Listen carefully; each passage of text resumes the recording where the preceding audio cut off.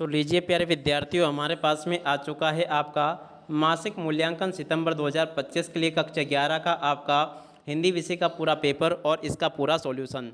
जी हाँ प्यारे बच्चों, यहाँ पर मैं आपको पूरा का पूरा पेपर विद सॉल्यूशन के साथ में बताने वाला हूँ। एक भी क्वेश्चन का आंसर प्यारे बच्चों यहाँ से आपका मिस नहीं होगा।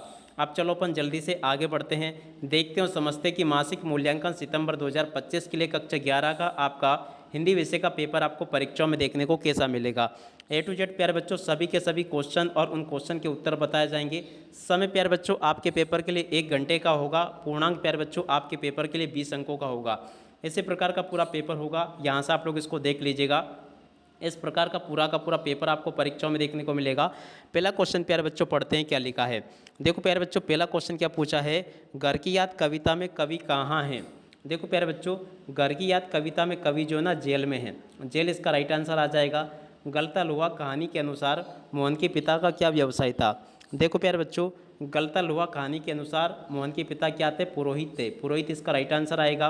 और अब अगला क्वेश्चन, राजस्थान की रजत बूंदे पार्ट में कोई की खुदाई कराने वाले लोगों को क्या कहते हैं।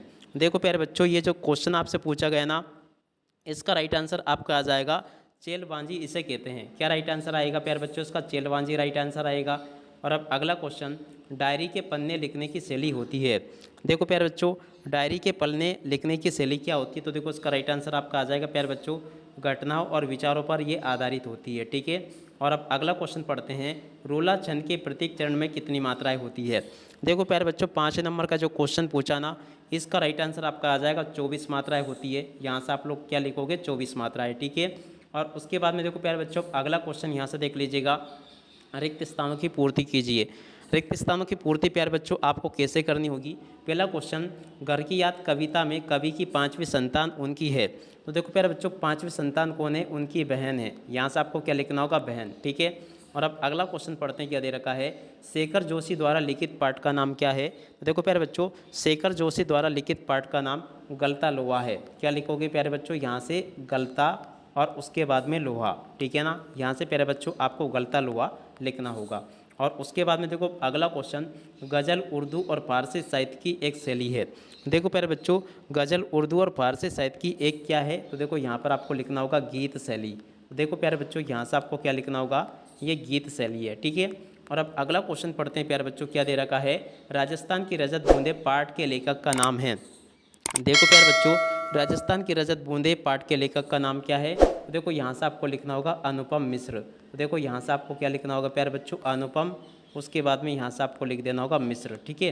और अब अगला क्वेश्चन प्यारे बच्चों दे रखा है, डायरी में निजी बातें लिखी जाती है। डायरी में प्यारे बच्चों रोज़मर्रा की और निजी बातें लिखी जाती है। तो देखो यहाँ पर आपको क्या लिखना होगा, रोज़मर्रा की और निजी बातें लिखी जाती है। उसके बाद में देखो प्यारे बच्चों, यहाँ से आप लोग अति लघु उत्तरी प्रश्नों को देख लेना।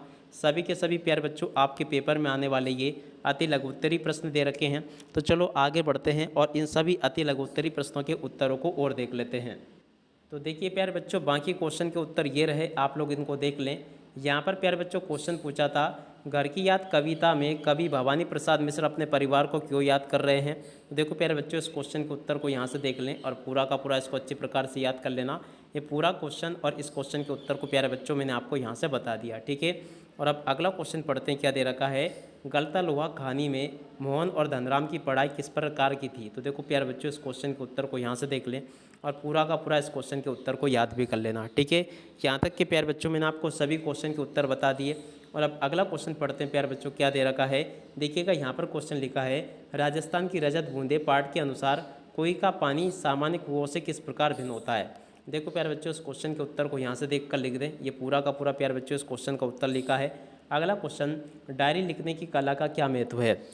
तो देखो प्यारे बच्चों, डायरी लिखने की कला का क्या महत्व है, इस क्वेश्चन के उत्तर को यहाँ से देख लें और पूरा का पूरा इसको अच्छे से याद भी कर लेना। ठीक है। और उसके बाद में देखो अगला क्वेश्चन जो कि यहाँ पर आपको दिया गया है, मुक्तक छंद की परिभाषा और 2 विशेषताएं प्यारे बच्चों आपको लिखनी है। तो देखो मुक्तक छंद की परिभाषा प्यारे बच्चों यहाँ से आप लोग देख लें और पूरा का पूरा इसको लिख लेना। ठीक है।